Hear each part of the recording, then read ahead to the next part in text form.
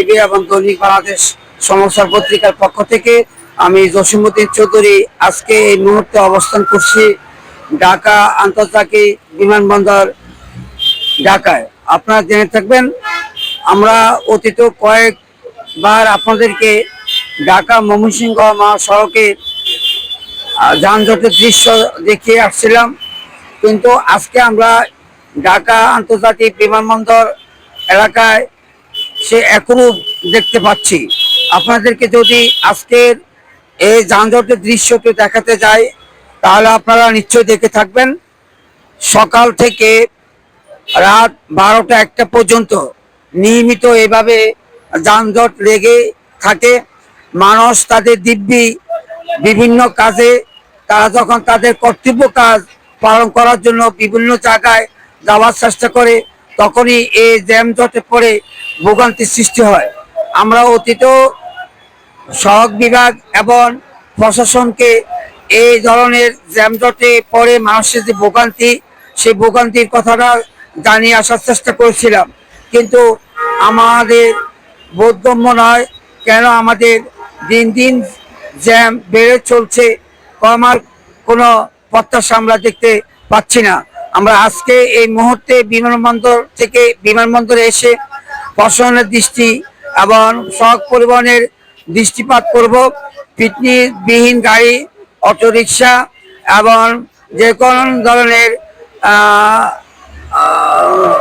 লাইসেন্সবিহীন driver চালিত গাড়িগুলি যেন অনতিবিলম্বে বন্ধ করা হয়।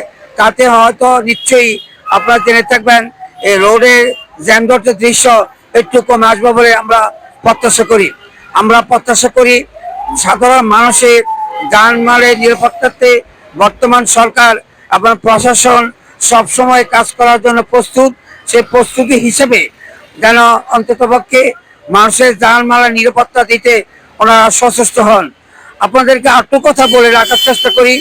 আপনারা দেখতে থাকবেন আমাদের এই দ্বিতীয় আন্দোলনের পর পুলিশ বাহিনী যখন স্বচ্ছার থেকে নিরুদ্দেশ ভূমিকা পালন করছিল, তখন পর থেকেই আমরা জেগে এসেছি। অন্তপক্ষে ট্রাফিক পুলিশ মানুষের কল্যাণে মাঠে নেমে এসেছিল। আজকে যদি আপনাদেরকে একটু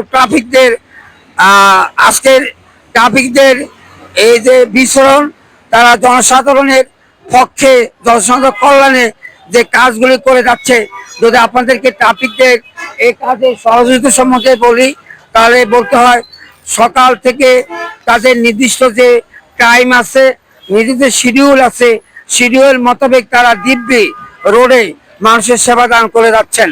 আমরা এই ট্রাফিক বাইরে যারা মানুষের সেবা দান করার জন্য ঝড় বৃষ্টি অপেক্ষা করে মাঠে কাজ করেন, আমরা ওনাদের সফলতা কামনা করছি। আমরা দূর দূরান্ত থেকে আপনারা যারা আজকে আমার এই ভিডিওটি দেখতে পাচ্ছেন সবার সফলতা কামনা করি। আপনারা সবার কাছে প্রত্যাশা করব সবাই ভিডিওটি শেয়ার করে দেবেন, যাতে আরো দূর দূরান্ত থেকে সবাই এই রোড সম্বন্ধে, পুলিশ সম্বন্ধে, ট্রাফিক সম্বন্ধে, মানুষের সেবা সম্বন্ধে জানতে পারে। আবারও কোনো এক সময় আপনাদের মাঝে আবার ফিরে আসার চেষ্টা করব। সে পর্যন্ত আপনারা আমাদের বসন্ত বাংলা টিভি এবং দৈনিক বাংলাদেশ সমাচারে থাকবেন। আপনাদের সকলের সুস্বাস্থ্য কামনা করি, শুভকামনা করে আমি বাংলাদেশ এয়ারফোর্স বিমানবন্দর থেকে এই মুহূর্তে রাখছি। ভালো থাকবেন, সুস্থ থাকবেন।